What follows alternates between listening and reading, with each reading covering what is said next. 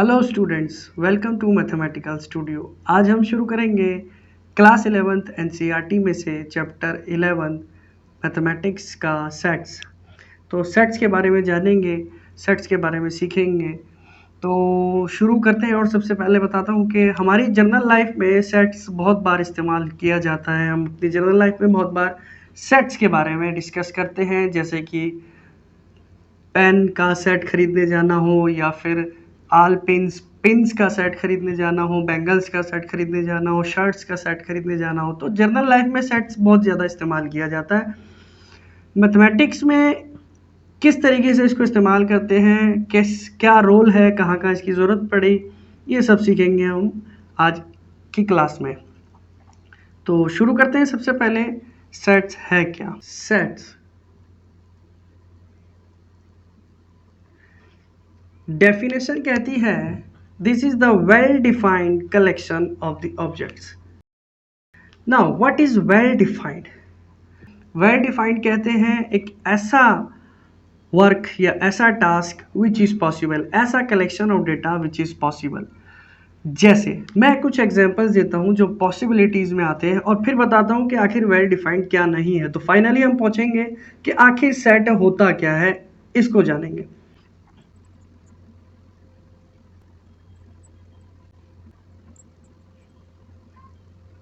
odd natural numbers less than 10, rivers of India, number of boys in your school। ये ऐसा collection of objects है जो किया जा सकता है, जो पॉसिबल है। अब क्या नहीं किया जा सकता? जैसे कि collection of most dangerous animals of the world, संसार के, इस दुनिया के डेंजरस एनिमल्स का कलेक्शन बहुत मुश्किल है। उनका कलेक्शन करना बहुत ज़्यादा मुश्किल है। The collection of all novels written by Munshi Premchand, ये पॉसिबल है। लेकिन the collection of all best writers of the world आप कलेक्ट नहीं कर सकते। How to collect all most dangerous animals of the world, how to collect all most talented cricket players, how to collect best singers of the world. तो ऐसे collections जो possible ही नहीं है, उनको कहते हैं not well defined and they are not sets. तो sets are well defined collection of objects. Mathematics में कुछ स्पेशल टाइप ऑफ नोटेशंस होती हैं जिन्हें हम नॉर्मली देख करके पहचान सकते हैं कि ये कौन से सेट की कैटेगरी है। फॉर एग्जाम्पल कैपिटल एन, अगर आपको कैपिटल एन कहीं नज़र आता है तो that means that is set of all natural numbers. Capital Q से डिनोट किया जाता है set of all rational numbers. Capital T से डिनोट किया जाता है set of all irrational numbers. Z is also set of all integers, और Z के ऊपर पॉजिटिव साइन है तो Z that is set of all positive integers, और नेगेटिव साइन है तो that is set of all negative integers. तो ये सब नोटेशंस हैं, कुछ नोटेशंस हैं जो हमें मैथमेटिक्स के अंदर लिखी दिखेंगी इस चैप्टर के दौरान, और आगे आप जब भी मैथमेटिक्स पढ़ोगे तो वहाँ पर भी। किसी भी सेट को रिप्रेजेंट करने के लिए कैपिटल अल्फ़ाबेट यूज़ किया जाता है उसके लेफ्ट हैंड साइड पर, और सेट के जो एलिमेंट्स हैं, सेट के अंदर जो एलिमेंट्स होंगे उन्हें स्मॉल अल्फ़ाबेट्स, स्मॉल लेटर्स से डिनोट किया जाता है। फॉर एग्जाम्पल लेट ए 1 2 3 4, ये एक एग्जाम्पल है सेट का। There is capital A on the left side and there are some elements inside these braces, ये कहलाते हैं ब्रेसेस। ये रिप्रेजेंट करने का तरीका है। तो ये जो आपको नज़र आ रहे हैं ब्रेसेस, करली ब्रैकेट जिन्हें कहते हैं, ये ब्रेसेस हैं। इन ब्रेसेस के अंदर एलिमेंट्स होंगे और सबको कोमा से सेपरेट किया जाएगा। This is the representation. मैं बताता हूँ सेट को रिप्रेजेंट करने का तरीका। सेट हमेशा रिप्रेजेंट किया जाता है दो टर्म्स में। पहला है सेट बिल्डर फॉर्म, दूसरा है रोस्टर फॉर्म। तो सेट को रिप्रेजेंट करने के लिए ये दो तरीके हैं, पहला है सेट बिल्डर फॉर्म, दूसरा है roster form. Set builder form क्या होता है, जैसा कि यहाँ लिखा है set builder form, build means बनाने वाला होता है। तो अगर इंग्लिश स्टेटमेंट में कोई सेट रिप्रेजेंट किया गया है तो उसे सेट बिल्डर फॉर्म कहते हैं। फॉर एग्जाम्पल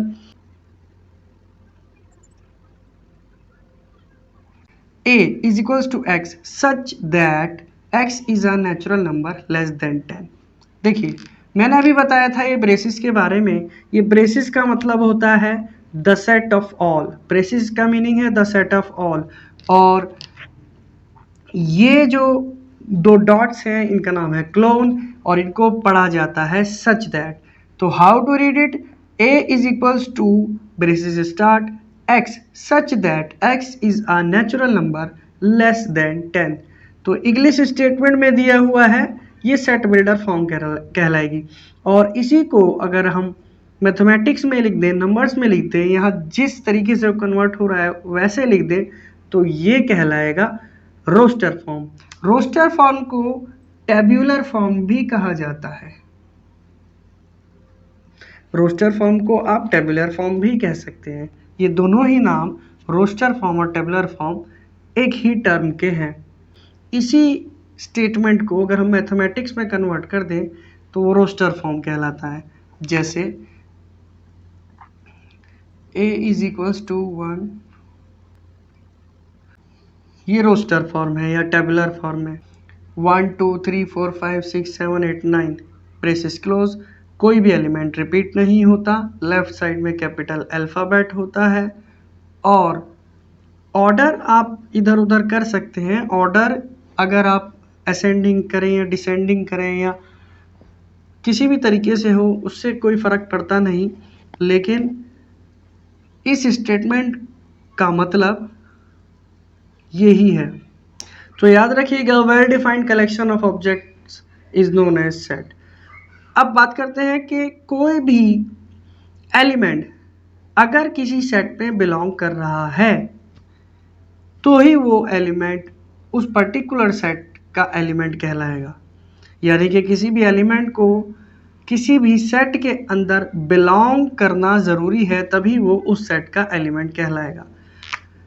तो बिलोंग्स टू ये एक ग्रीक सिंबल होता है जिसे बिलोंग्स टू कहते हैं। और अगर इस पर हम क्रॉस लगा दें तो ये बनेगा नॉट बिलोंग्स टू। इस कंसेप्ट को समझते हैं।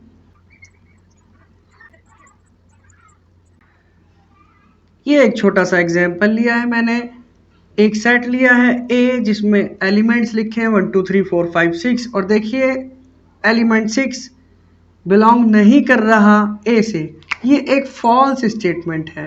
7 बिलोंग नहीं कर रहा सेट ए से, ये एक ट्रू स्टेटमेंट है। 6 belongs to set A is the correct statement. 6 A से बिलोंग करता है। देखिए 6 सेट ए के अंदर मौजूद है तो ये कहलाएगा 6 बिलोंग्स टू ए। 7 नहीं है तो कहलाएगा 7 does not belongs to set ए।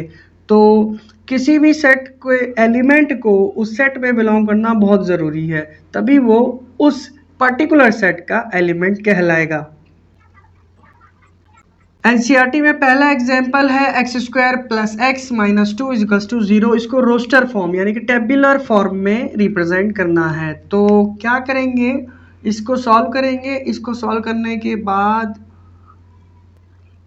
इसको मिडल टर्म स्प्लिटिंग के बाद सॉल्व करने के बाद ये आएगा और we will get x is equals to 1 and x is equals to minus 2। We have x is equals to 1 and x is equals to minus 2। तो रिप्रेजेंट कैसे करेंगे, इसको कोई भी कैपिटल अल्फ़ाबेट लो, 1 और minus 2 braces. This is the method how to represent this equation into roster form. x such that x is positive integer and x square is smaller than 40।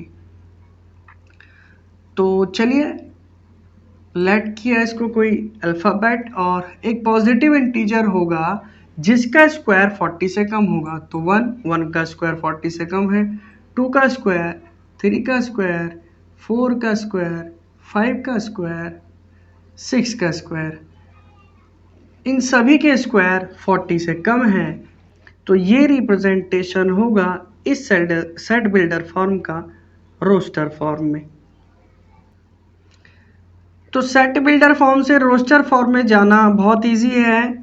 आप easily practice करके questions try करके आराम से set builder form से roster form में question को convert कर सकते हैं। लेकिन रोस्टर फॉर्म यानी कि टेबुलर फॉर्म से सेट बिल्डर फॉर्म में जाना थोड़ा सा दिमाग लगाने की ज़रूरत पड़ेगी, थोड़ा सा आपको कोशिश करना होगा उसको कन्वर्ट करने के लिए। जैसे कि एग्जाम्पल 3 एनसीईआरटी में है इज टू 1 4 9 16 25। तो अगर हम ध्यान दें तो यहाँ है क्या, 1 4 is square of 2, square of 3 9 है, स्क्वायर ऑफ 4 16 है, स्क्वायर ऑफ 5 25 है, एंड सो ऑन। तो we can write it as x is a square of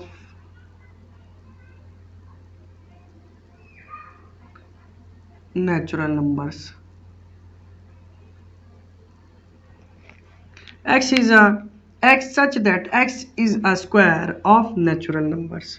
तो इस तरीके से इसे सेट बिल्डर फॉर्म में लिखा जा सकता है। हाँ, एक बात का ख्याल रखना, जो आपने सोचा ज़रूरी नहीं है कि दूसरे ने वही सोचा हो। तो आपका लिखने का मेथड कुछ और हो सकता है, आपने कुछ और सोचा जिसको आपने सेट बिल्डर फॉर्म में रिप्रेजेंट कर दिया, और उसको सॉल्व करने के बाद अगर टेबुलर फॉर्म निकाली जाए तो वापस से वही टेबुलर फॉर्म आ रही है, तो आप राइट हैं। ज़रूरी नहीं है कि आंसर मैच करे, आपने कुछ भी लिखा लेकिन उसको सॉल्व कर देने के बाद एग्जैक्ट स्टेटमेंट मिल जाती है तो आप ठीक है। जैसे इसी क्वेश्चन को मैं ऐसे भी लिख सकता था, x such that x is equals to n square where n belongs to natural number, ऐसे भी लिख सकते हैं। तो जो भी तरीका आपके जहन में आए, जो भी आप सोच रहे हो, लिखना सिस्टमेटिक ही है, बस उसको सॉल्व कर देने के बाद आपको वापस से वही स्टेटमेंट मिल जाए जो पहले थी, तो आपने ठीक किया है। अगला एग्जाम्पल करते हैं, एग्जाम्पल 4, 1/2 2/3 3/4 4/5 5/6 6/7। इसको हमें सेट बिल्डर फॉर्म में करना है। मैंने इसको कैपिटल अल्फ़ाबेट बी से डिनोट कर दिया, ए बी सी कुछ भी कर सकते हैं, ज़रूरी नहीं है हर क्वेश्चन में ए से ही डिनोट करना है। कोई भी कैपिटल अल्फ़ाबेट आप लेफ्ट हैंड साइड पर ले सकते हैं और यहाँ लेट लिख देंगे ताकि रिप्रेजेंट हो जाए, let set B is this. तो इसको रोस्टर फॉर्म में करने के लिए हमने देखा कि x सच दैट x है क्या, अगर यहाँ n है तो यहाँ n+1 हो जाएगा। ऊपर 1 है तो नीचे 2 है, 1+1 2, ऊपर 2 है तो नीचे 3 हो जाएगा। वेयर n जो है वो हमारा 6 के इक्वल है और 6 से छोटा है, और 1 के इक्वल है 1 से बड़ा है। तो अगर इस स्टेटमेंट को कन्वर्ट करेंगे तो हमें वापस से वही स्टेटमेंट मिल जाएगी। स्टेटमेंट को लिखने के लिए हमें थोड़ा सा सोचना है और इजीली हो जाएगा। ये बहुत इजी चैप्टर है क्लास 11th का। एग्जाम्पल 5 में मैचिंग करनी है, हमें इजीली मैच कर देना है कौन किसके साथ मैच हो रहा है। तो मैचिंग आप कीजिए और कमेंट में बता दीजिए। अगर आपको सॉल्व करने में प्रॉब्लम है तो मैं अगली वीडियो में उसको डिस्कस कर देता हूँ। एक बात और बता दूँ, एक क्वेश्चन और करा देता हूँ जो स्पेशल टाइप का है। फॉर एग्जाम्पल जैसे कि ये एक इंग्लिश वर्ड है, इस वर्ड को हमें रोस्टर फॉर्म में कन्वर्ट करना है। अगेन कोई अल्फ़ाबेट लिया, बी, एक लेटर को अलग कर दिया, दूसरा लेटर, तीसरा लेटर, एलिमेंट कभी भी रिपीट नहीं होगा इसीलिए एक टी ले लेंगे। फिर अगेन ई आता है तो ई को भी रिपीट नहीं करेंगे, आर बच जाता है, आर को ऐसे लिख देंगे। This is the representation of this word in set builder form.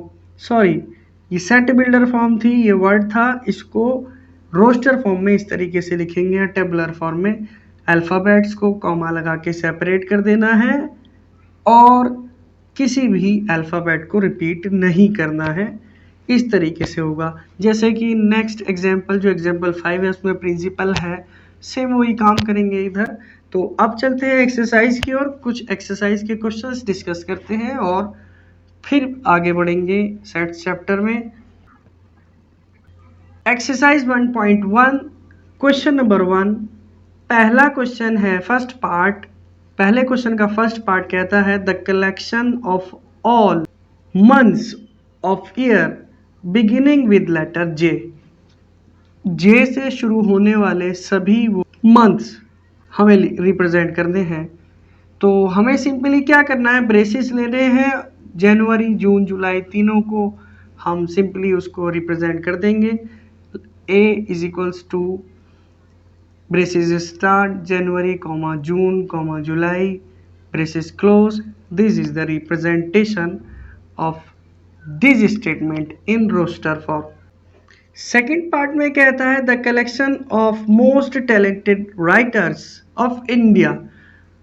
तो सबसे पहली बात, मोस्ट टैलेंटेड वर्ड जो है वो तो ठीक है, लेकिन इंडिया में मोस्ट टैलेंटेड कौन है, इस चीज़ को जस्टिफाई करना बहुत मुश्किल है। तो ये वेल डिफाइंड की कैटेगरी में नहीं आता। So this is not well defined, so it is not set. हम कैसे कह सकते हैं कि कौन मोस्ट टैलेंटेड राइटर है इंडिया के अंदर, क्योंकि सब तक पहुंचना ये पॉसिबल नहीं है। It is not well defined, it is not set. Third part, a team of best cricket batsman of the world. देखिए क्रिकेट टीम के लिए 11 प्लेयर्स चाहिए, वो बात ठीक है, लेकिन 11 के 11 बैट्समैन हो ये थोड़ा सा मुश्किल है, पहली चीज़। दूसरी बात, most talented of the world में से मोस्ट टैलेंटेड एक साथ एक प्लेटफॉर्म 11 लोग इकट्ठे करना, कौन मोस्ट टैलेंटेड है गली गली में हमारे हिंदुस्तान में तो टैलेंट है, तो वो बड़ा मुश्किल है उनको कलेक्ट करना। तो this is not well defined and it is not set. Fourth part में कहता है collection of all boys in your class. अपनी क्लास के सभी बॉयज का कलेक्शन, तो वो इजीली कलेक्ट किया जा सकता है and yes it is well defined and it is set. Fifth part कहता है the collection of all natural number less than 100। तो हमें कैपिटल अल्फ़ाबेट एक लेकर के ब्रेसेस स्टार्ट करके 1 2 3 डॉट डॉट डॉट 99 तक चले जाएंगे। लेस देन 100 है तो 99 तक सभी नेचुरल नंबर्स का सेट हम इजीली बना सकते हैं। It is well defined and it is set. Six part में मुंशी प्रेमचंद जी द्वारा लिखे गए नॉवेल्स को कलेक्ट करना है। तो yes it is well defined, Munshi Premchand ji ने कितने नॉवेल्स लिखे हैं ये डेटा कलेक्ट करना तो मुश्किल तो है, लेकिन नॉट पॉसिबल। ऐसी सिचुएशन नहीं है कि पॉसिबल नहीं है, तो ये वेल डिफाइंड तो है, सो इट इज सेट। और नेक्स्ट पार्ट है collection of even integers 2 4 6 8 dot dot dot dot. ये हमारा कलेक्शन ऑफ इवन इंटीजर्स है, तो ये वेल डिफाइंड है और सेट है। The collection of all questions in this chapter. तो इस चैप्टर के सभी क्वेश्चंस का कलेक्शन तो बहुत ज़्यादा मुश्किल नहीं है। और उसके बाद लास्ट पार्ट है the collection of most dangerous animals of the world. ये एग्जाम्पल हमने स्टार्टिंग में भी डिस्कस किया था कि मोस्ट डेंजरस एनिमल्स को कलेक्ट करना ये तो पॉसिबल ही नहीं है, कौन मोस्ट डेंजरस है कौन नहीं है, यही जस्टिफिकेशन बहुत मुश्किल है। तो it is not well defined and it is not set. Question number 2 discuss करते हैं। देखिए फर्स्ट पार्ट में 5 है, तो 5 यहाँ पर एग्जिस्ट करता है, अगर एग्जिस्ट करता है तो बिलोंग्स टू कहलाएगा, तो 5 belongs to set A. 8 second part में 8 है, 8 does not belongs to set B, क्योंकि यहाँ 8 है ही नहीं। थर्ड पार्ट है 0, 0 बिलोंग्स टू ए, बिल्कुल नहीं क्योंकि 0 है ही नहीं, does not belongs to set A. 4 belongs to A, तो 4 यहाँ मौजूद है, तो yes 4 belongs to A, belongs to का साइन लगा देंगे। फिफ्थ पार्ट में 2 बिलोंग्स टू ए, तो 2 बिल्कुल है, बिलोंग्स टू ए। और सिक्स्थ पार्ट में 10 10 तो बिलोंग नहीं करता, यहाँ 10 नहीं है तो 10 डज नॉट बिलोंग्स टू ए। और आज की वीडियो में फिलहाल इतना ही। नेक्स्ट वीडियो में आगे का सिलेबस कवर करते हैं। तब तक के लिए गुड बाय। और मेरी वीडियोस अगर आपको पसंद आए तो सब्सक्राइब कीजिए हमारे चैनल को और बने रहिए हमारी वीडियोस के साथ। Bye bye.